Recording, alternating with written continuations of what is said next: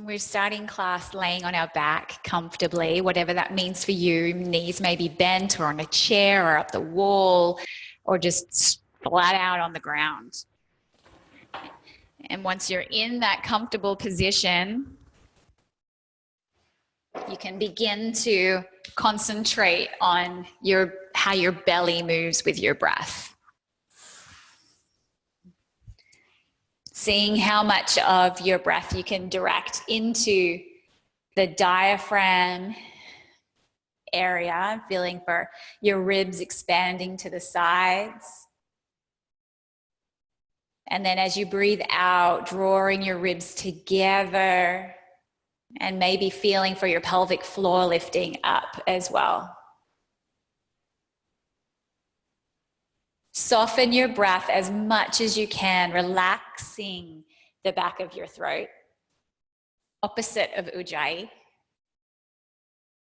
But concentrating on not letting too much breath come in and out through the nose at a time. Really slowly breathing out so gently that if you had a tissue in front of your nose, you wouldn't be able to move it.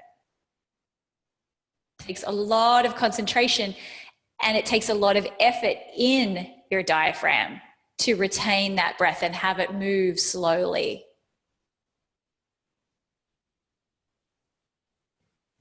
See if you can pause at the end of the breath out for a moment, maybe 1 or 2 seconds.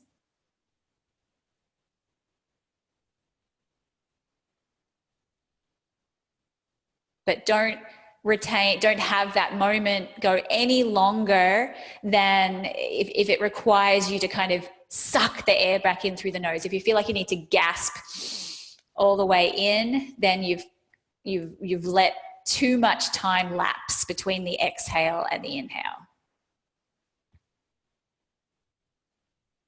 According to my pranayama teacher, we should be able to exhale for about 24 seconds. Most of us exhale for about 6.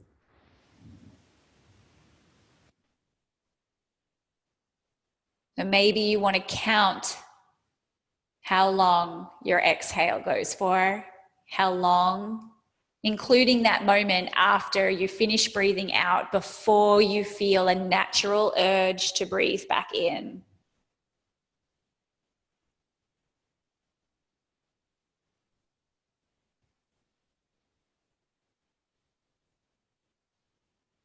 Relax your shoulders, your jaw.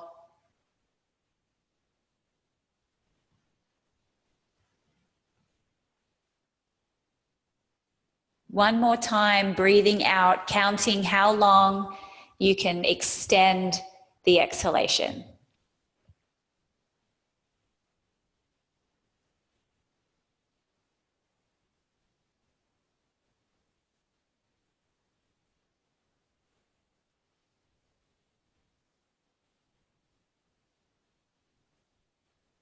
And after you've taken that beautiful, nourishing breath in, draw your knees into your belly, squeeze as you exhale. And don't knock the computer off the table. Bring the soles of your feet down to the floor and your ankles are kissing each other. And let's start with a bit of butterfly movement, opening to about halfway as you inhale and then exhaling to close, keeping that attention on the length of your breath out. Noticing what it feels like to have that urge in your body to breathe back in again. Wait for that little urge. It's like, oh, body goes, I need breath, I need breath. And then I just ask yourself, do you need to breathe in yet? What is it that is causing that kind of, is it anxiety or is it a fear of not having enough oxygen? And the reality is we have way enough oxygen.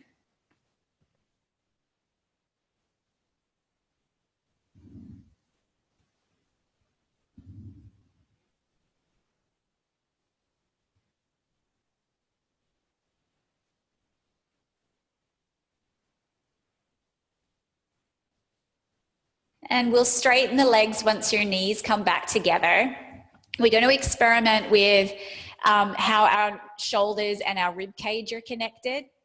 I'd like you to bring your hands behind your head like we're going to do a sit-up.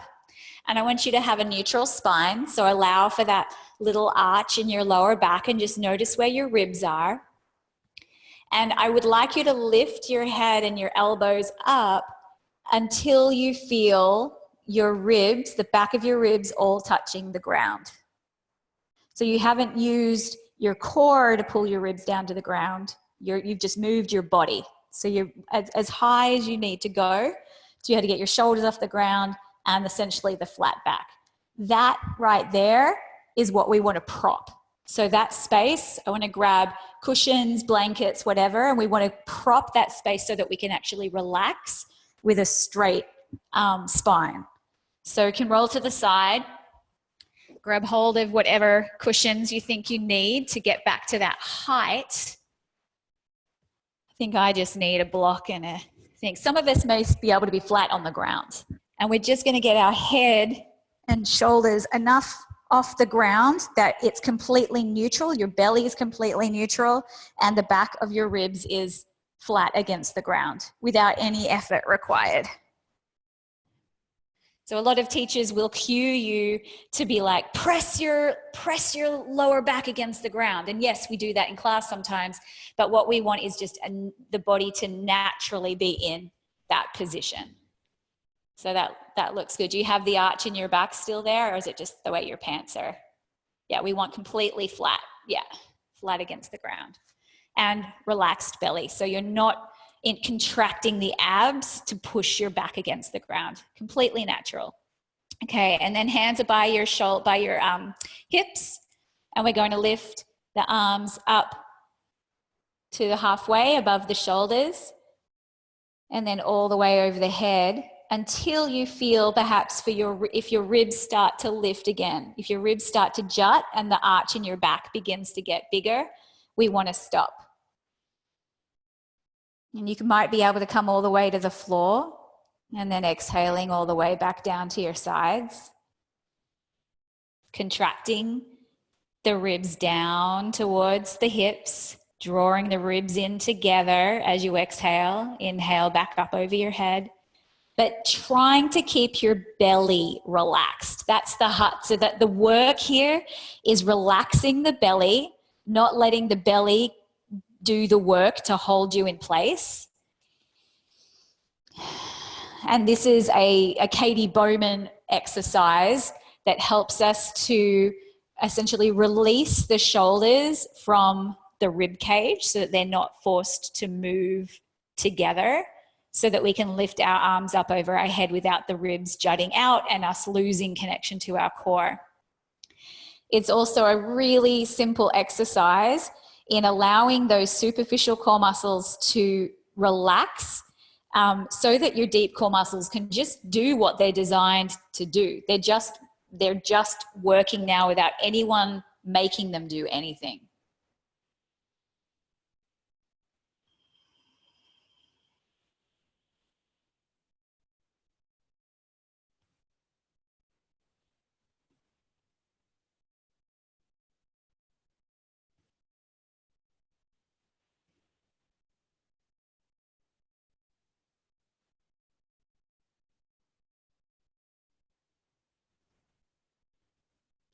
Let's bring the hands directly up in front of, above the shoulders, and open the hands to the sides, bringing them down towards the floor. Backs of the hands might just touch the floor, and then exhale, hands back together again.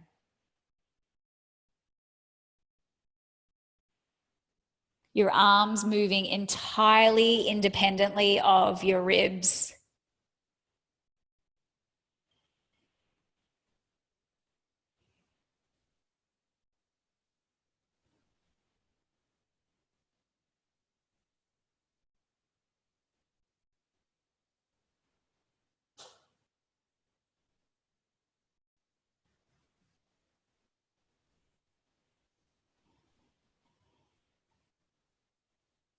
Once you bring your hands back above your chest, let's Scooch the bolsters and pillows out of the way, just laying flat on your back, and take a moment in Shavasana just to notice and feel. In my case, my ribs are a lot more relaxed. I feel them kind of a lot less jutty. But I've still got that little bend in my low back. Just notice your body.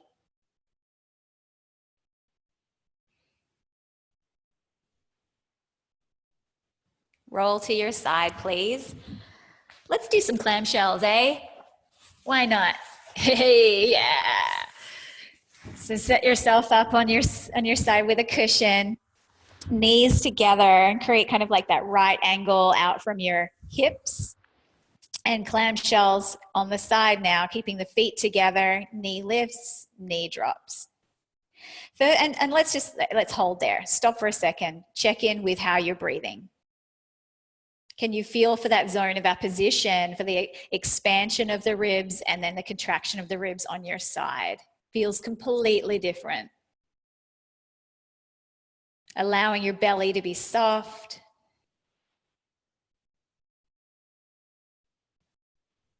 Engaging the pelvic floor as you exhale, lifting the pelvic floor. Engaging that vaginal sphincter as you breathe out. And then we breathe in to lift the knee. We breathe out, contracting everything, including the leg.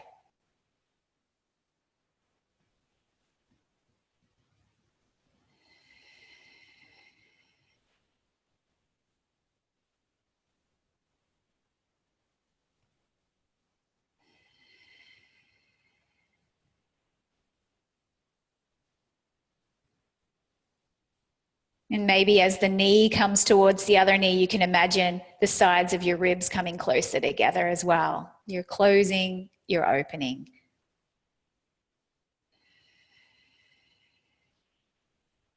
Now let's lift the foot, keeping the knees together, and then the foot goes back down again.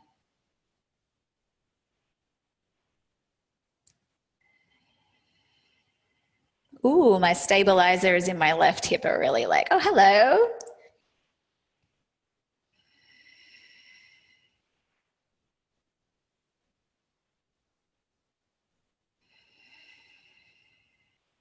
Once the foot comes back down, let's lift the whole foot and knee off the ground and draw circles.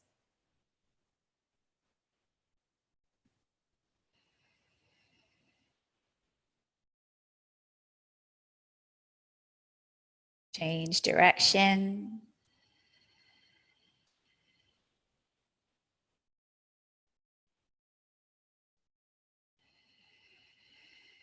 How's your pelvic floor doing? Good. Keeping the leg lifted, you can straighten the leg out now.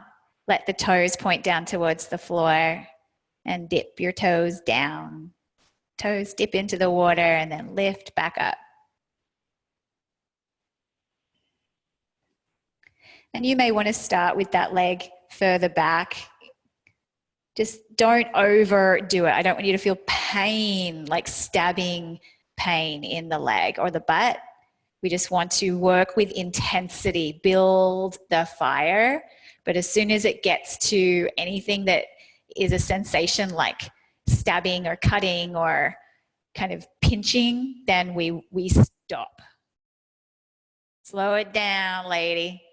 The slower, the harder it is.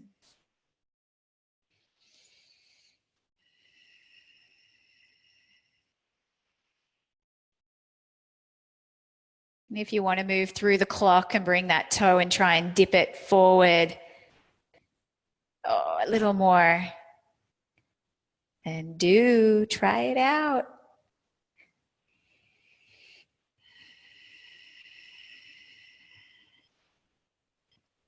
Bending the knee, piston pumps knee up towards the belly, and then stepping the foot away from you. Straight leg, bent leg. Keeping the knee in line with your hip.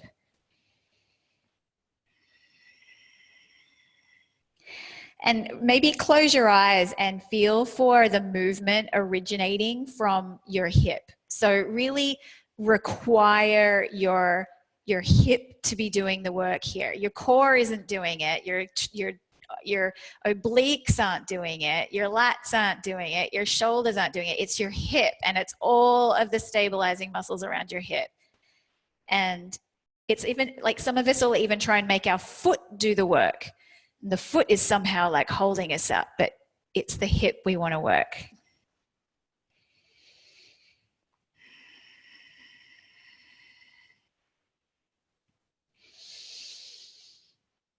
Work your way through the clock.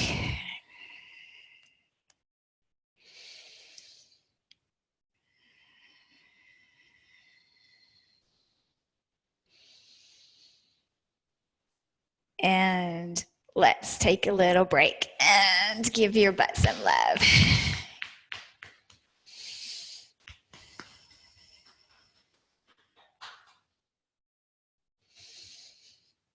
Okay, shall we swap sides? Come up to your hands and knees, and let's do some wheel pose before we do. And I want you to just come back down to your side, Kelsey. Let's do something here. Come back down to that side. Keep your knees together. Bring your hands up first. Up, and knees stay together. Use the weight in your hands to bring both knees in underneath you. Yes. And then come back to your side. Yes. And then back up again. Do you feel that kind of the intention there in that? Do you want to know how because before you were doing it kind of like this. So which is fine, but it's also can create wonkiness and instability in the hips, particularly when we've got relaxin still in the body. So just a little something, something. Come down to your, we haven't done wheel yet. Wheel first, knees under hips, hands under shoulders. Drop the tailbone, let your head dangle down and ragdoll the top half of your body as your hips come back towards your heels. Then lift your tailbone, coming forward into tabletop. Drop the tailbone, ragdoll the top of the body, and you can sway a little side to side as you come back. And close your eyes as you move to notice your right hip and notice your left hip and reconcile any differences.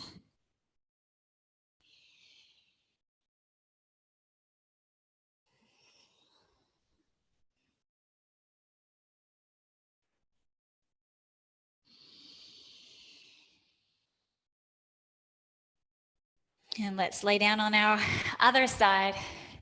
Set yourself up with a cushion. Make yourself comfy. And for some of us, it does feel better to have a cushion under the ribs as well. So if your shoulder feels like it's getting squished. Let's start with our clamshells, knees at that 90-degree angle from the hips and lifting one knee and then the other. And if you feel like, okay, we've just dove straight into the clamshells, do you want to connect to your breath in your diaphragm first? Maybe just do that first. And get your pelvic floor involved as well with the breath out. And then when you're ready to breathe in, the leg lifts. As you're ready to breathe out, the leg comes down.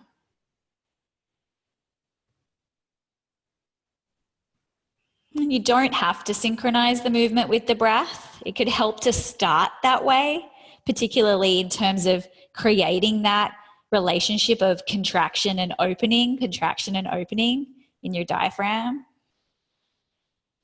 Reminding your belly to relax. We're not trying to suck the belly in.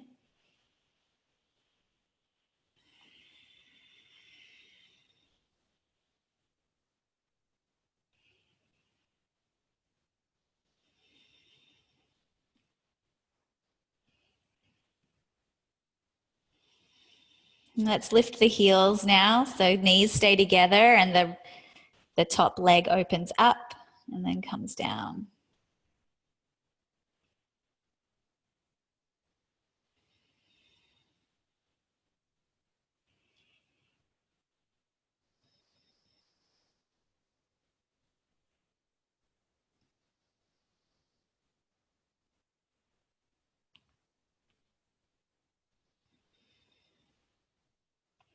Lifting the whole leg up, keeping that 90-degree angle, lifting it up so it's in line with the hip, and then we create circles. The circles can be as big or as small as you want today. Experiment maybe with both, seeing how that feels, like really checking in with that interoception of, okay, what is my hip doing right now? What stabilizing muscles are engaged when I go big versus when I go small? One direction compared to the other direction.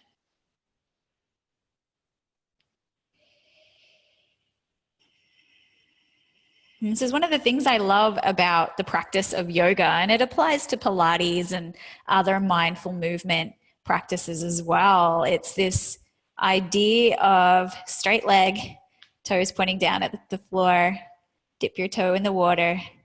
It's this idea of concentrating deeply on one thing, and the thing of our concentration is our body. We use our breath to concentrate the mind, and then we take our attention further into ourselves. And by obsessing over or creating this sense of kind of pratyahara, where the world around us kind of dissolves a little bit for a little while, and we just have our senses directed on one thing, that is meditation. And that's why we feel good afterwards. Meanwhile, we're also getting to know our body a whole lot better.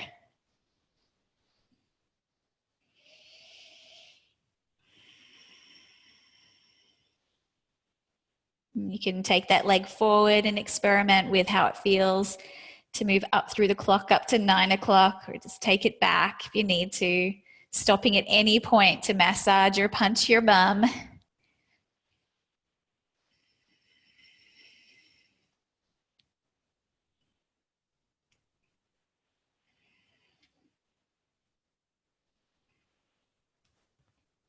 And then we'll do our piston pumps, bending the knee up towards the belly and then straight out. Close your eyes and feel for the hip doing the work.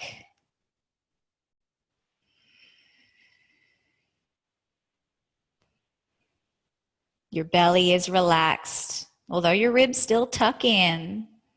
Your multifidi are engaged, but none of these muscles in your torso are carrying your leg for you. Yeah, let's have a little moment. Good call, Kelsey. Okay.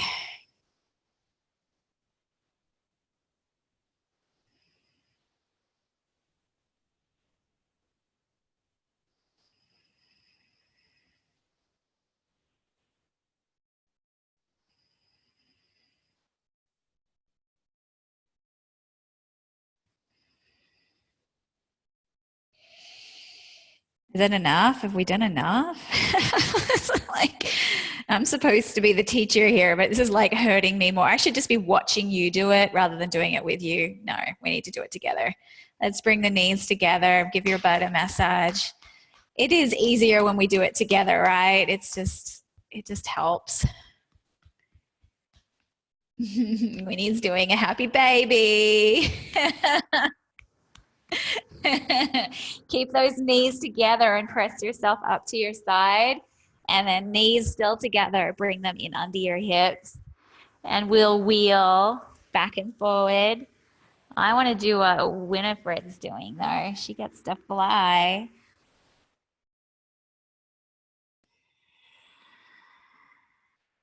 Slow it down.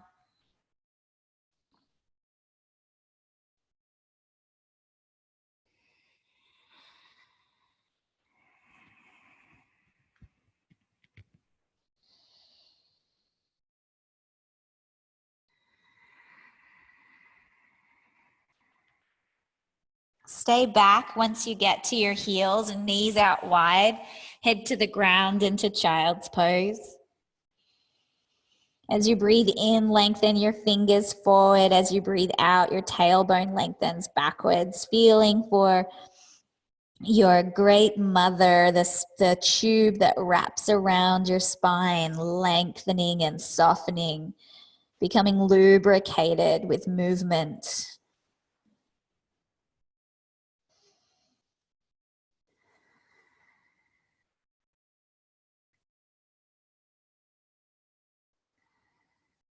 Back up to your hands and knees, please, and sit on your bum. And we'll do a fire log pose.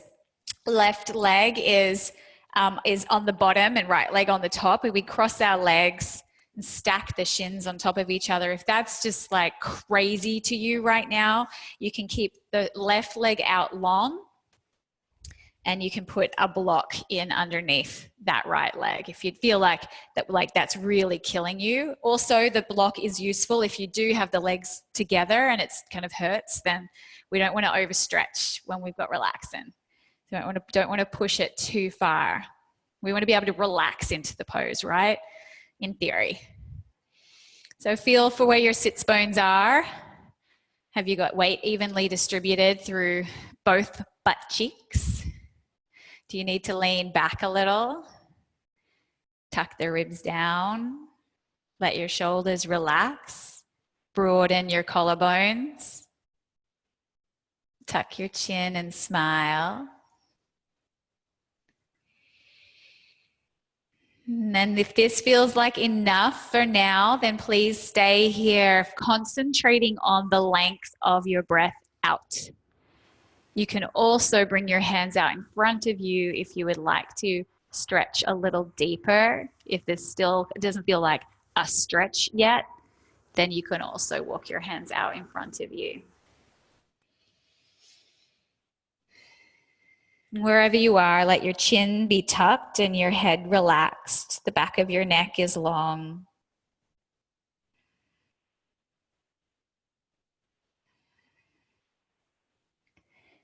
Trust that the ground is holding you and let your legs know that they're allowed to relax.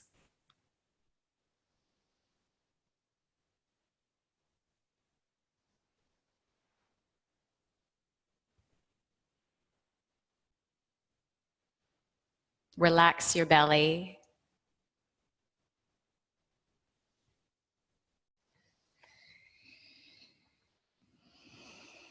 And I don't have any relaxant in my body, so I'm allowed to go all the way down.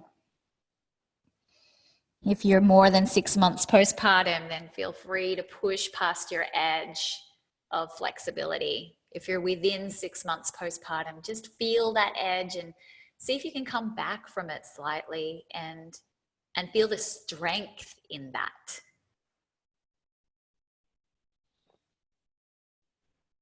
It requires strength to hold back sometimes. Let the belly relax, let the spine be long, spread the collarbones. Contract the belly with the exhale. Relax the belly with the inhale.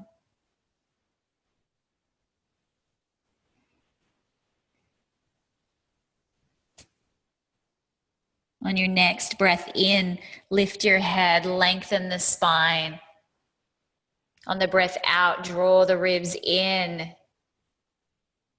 And then on your next breath in, come on up. Feel. And then switch sides.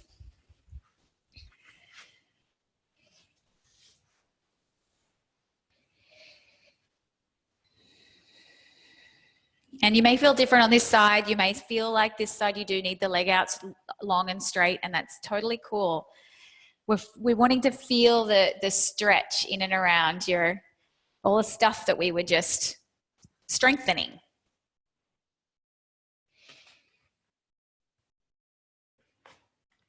And the first rule is to feel for length in the spine. Feel even distribution through the sits bones. Can you engage your multifidi here? And how you would do that is you imagine your tailbone lifting up. Not your anal sphincter. There's no contraction in the butt. It's like the tailbone lifts, and then tuck the ribs in.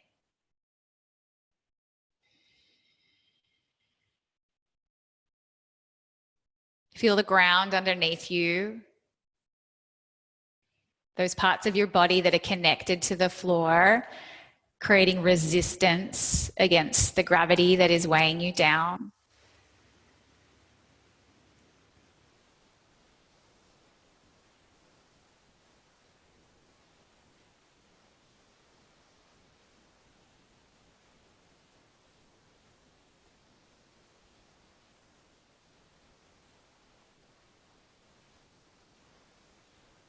And as your body gives you permission, listen for those cues for whether you can walk your hands further out in front of you, keeping your spine long until you find that next place of resistance. And then relax. Relax the belly, relax the head.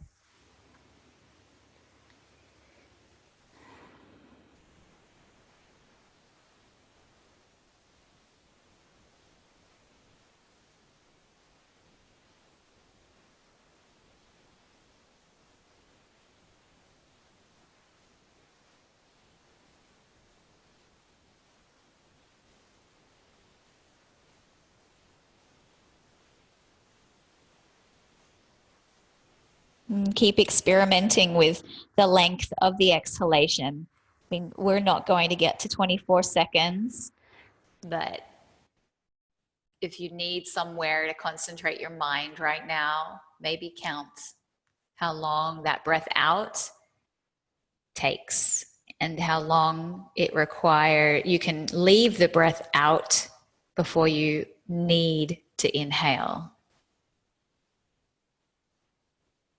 We're not holding the breath. We're just watching it.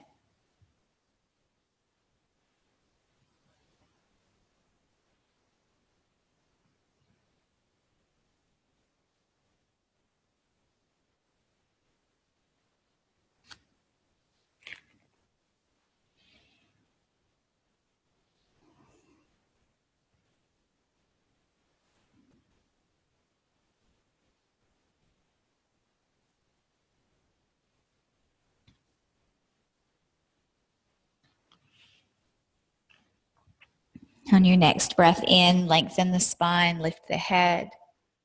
Breath out, contract the ribs. And then in, all the way up. Release your legs and bring them straight out in front of you. Give them a little jiggle. Windshield wiper, side to side. Nice.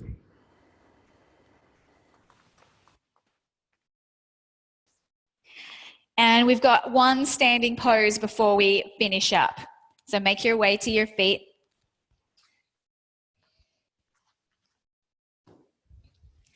Because we need to strengthen after that stretching again. Heel toe your feet out wide, setting up for goddess pose.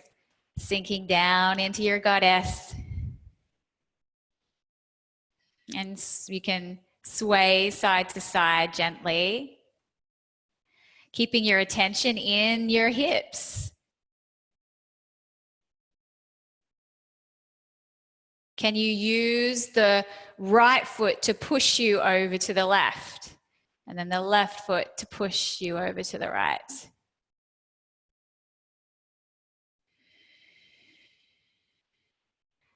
Make your way to center, to neutral. Hands down your thighs and lean forward slightly. Drop one shoulder, look to the left. The other shoulder, look to the right.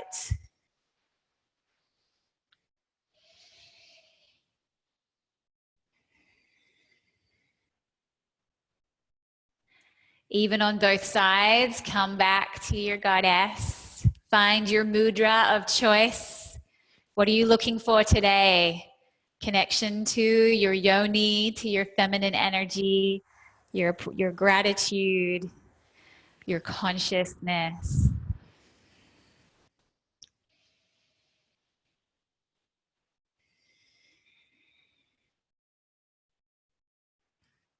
And as we prepare to come into the new moon, the darkest time of the month, can you feel for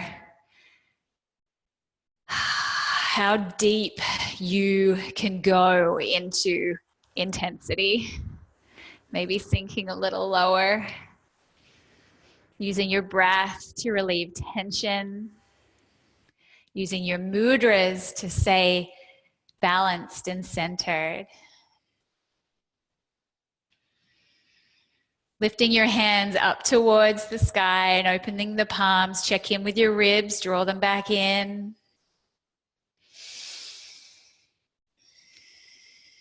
Straighten your legs. Hands float down to your sides. Take your hands to your hips and then point your toes directly ahead. And forward fold, halfway and then all the way. Let your head hang heavy.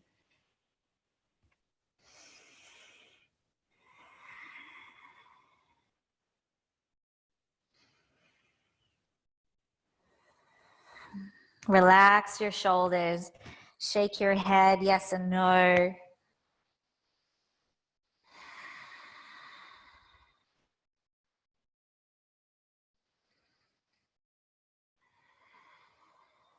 One more long breath out.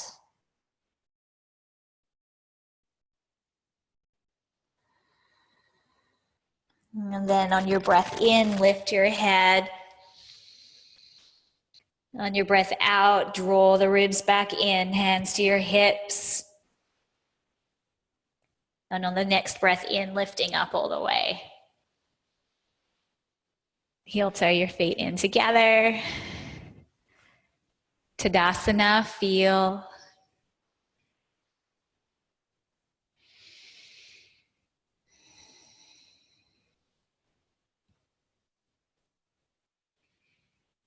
And to finish practice, let's get our legs up the wall or onto a couch for a couple of minutes. As tempting as it is to like take this energy and like go, let's go into the day. Like it's like you're just getting started, right? But find one restorative pose to integrate your work. If you're going up against the wall, remember to bring your hip against the wall first and come down to your side. And once you're on your side with your butt scooched up all against the wall, roll onto your back. And that's the safest way to get in and out, keeping your legs together as you roll back out to come out of the pose.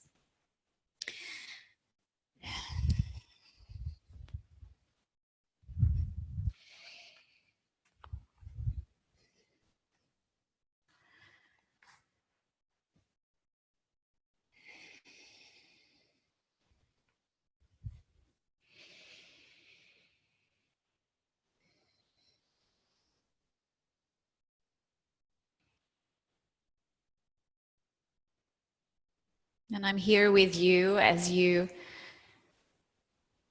integrate and embrace this restorative pose. My job as the teacher is to hold this space. And we just need the people around us who can create and hold space for us to do the things we know we need to do. But it isn't always easy to do them on our own.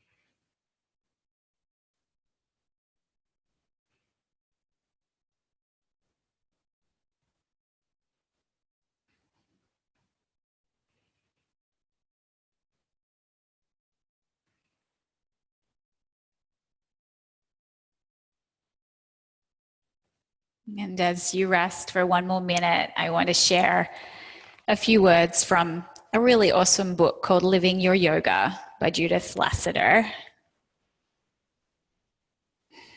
Let me describe this process of change.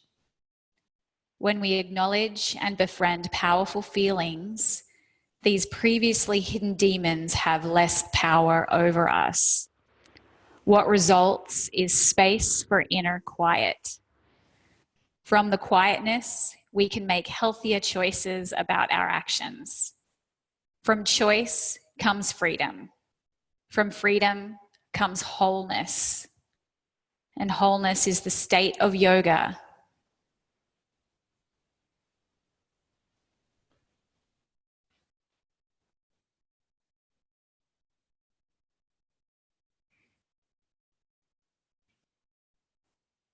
There's nothing quite like this feeling of wholeness that we experience at the end of a practice.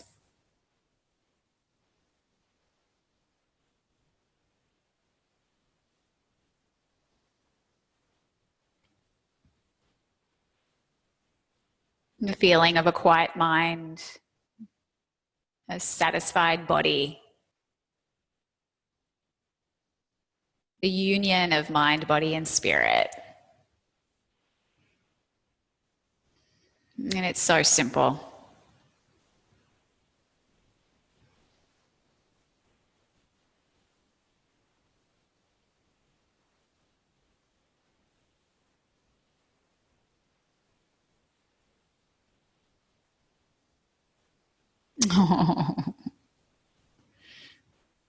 The perfect wholeness.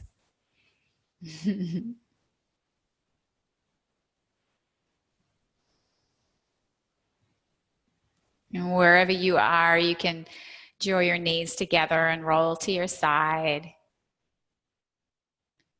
Take a moment to come on up.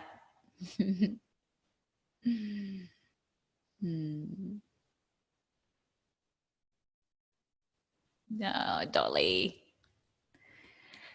Om Shanti, Shanti, Shanti. Om peace, peace, peace to you. 3 times out and up, Winifred. Out and up. And back to your heart.